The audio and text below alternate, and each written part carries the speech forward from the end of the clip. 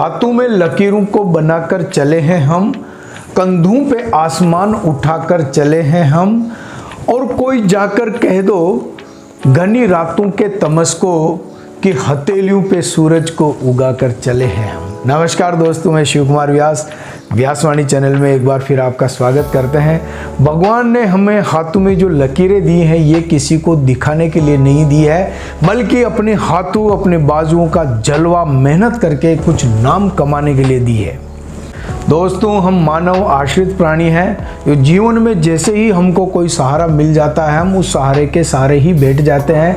हमारी जो प्रतिभा है, हमारी काबिलियत है, हमारा जो हुनर ईश्वर ने हमें दिया है उसका हम उपयोग नहीं कर पाते हैं और एक कंफर्ट जोन में जाके शिफ्ट हो जाते हैं। और जैसे ही हम कंफर्ट जोन में जाके शिफ्ट हो जाते हैं हमारे मन में एक संतुष्टि का भाव आ जाता है और जीवन में हम कुछ भी नया नहीं कर पाते हैं। तो दोस्तों, मैं आज लेकर आया हूँ एक नया वीडियो। एक बहुत ही सुंदर कहानी के माध्यम से समझाने का प्रयास करूँगा कि जीवन में दूसरों के सहारे मत रहो, बल्कि जीवन को इतना विशाल, इतना कामयाब बना दो कि दूसरों को आप सहारा दे सको।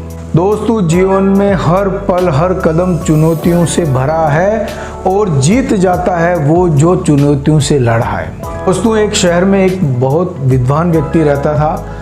तो वो एक किसी गांव से गुजर रहा था, तो उसको याद आया कि बचपन का मेरा मित्र इसी गांव में रहता है, तो सोचा क्यों न जाकर उससे मिला जाए।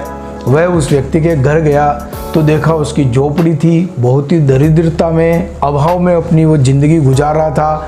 उससे बातचीत की तो उसके दो नौजवान भाई भी थे।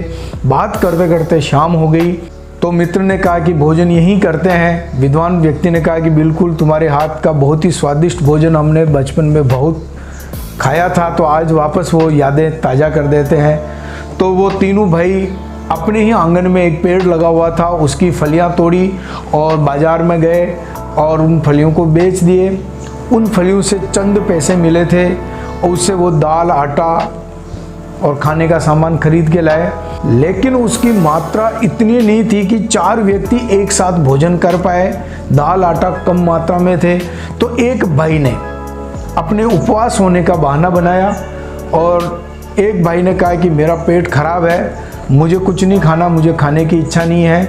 और जो उसका बचपन का मित्र था वो खाना बनाने लग गया। वह विद्वान पुरुष उनकी गतिविधियों को देख रहा था। जिस भाई ने कहा, नौजवान भाई ने कहा कि मुझे उपवास है, वो भजन गाने लग गया और बहुत ही सुंदर और मीठा वो भजन गा रहा था।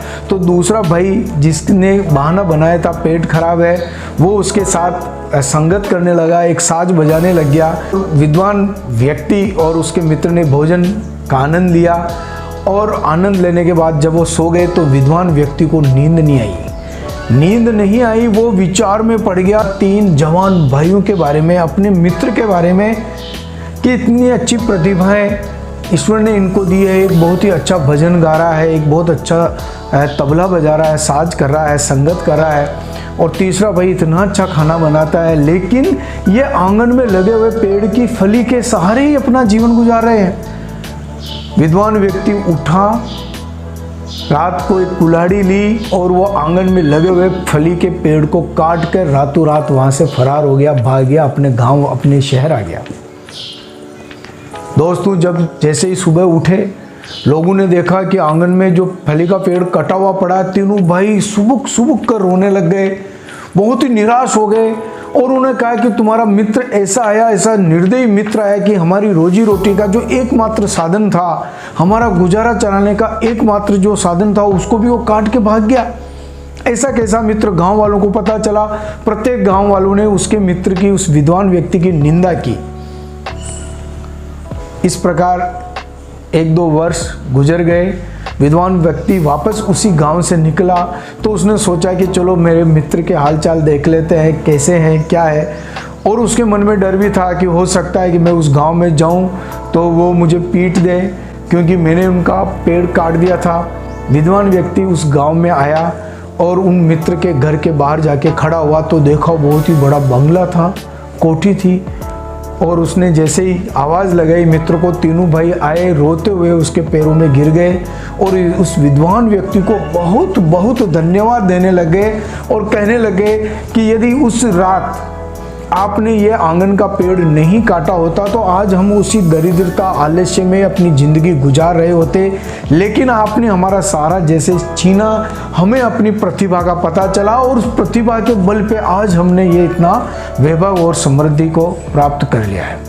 दोस्तों, जब तक हम सहारे के सहारे रहते हैं जीवन में कभी प्रगति नहीं कर सकते हैं, आत्मनिर्भर नहीं बन सकते हैं।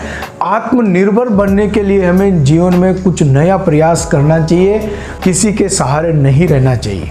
जब तक हम किसी के सहारे रहेंगे हमारे जीवन में आलस्य आ जाएगा और आलस्य के कारण ही हमारे जीवन में दरिद्रता आती है। हम वो हासिल नहीं कर सकते हैं जो ईश्वर ने हमें हासिल करने के लिए यहाँ भेजा है। दोस्तों, हमारे जीवन में भी जगह जगह ऐसे फली के पेड़ लगे हुए हैं और हमें उसे तुरंत काटने की आवश्यकता, अपने कंफर्ट जोन से बाहर निकलने की आवश्यकता है। फिर देखो ये दुनिया कितनी हसीन है और हमारी काबिलियत से हम इस दुनिया में जो चाहे वो पा सकते हैं। व्यासवाणी पे कंफर्ट जोन से बाहर निकलने और सफलता पाने के लिए मैंने एक वीडियो बना रखा है, उसका लिंक मैंने नीचे दिया गया है, उसमें आप देखें और सफलता को प्राप्त करें। उम्मीद सहारे की क्यों तू किसी से इतनी करता है, क्या तुझे अपने बाजुओं की शक्ति पे भरोसा नहीं रहता है? जो चल रहा है जीवन में उसे सहारा मत समझ लेना, जैसी गुजर रही है जिंदगी इसे गुजारा मत समझ लेना। अपनी प्रतिभा और अपनी काबिलियत पे बहुत भरोसा रख, अभी तुझे नापना है समंदर, जो मिला उसे किनारा मत समझ लेना। बहुत बहुत धन्यवाद दोस्तों, देखते रहिए व्यासवाणी।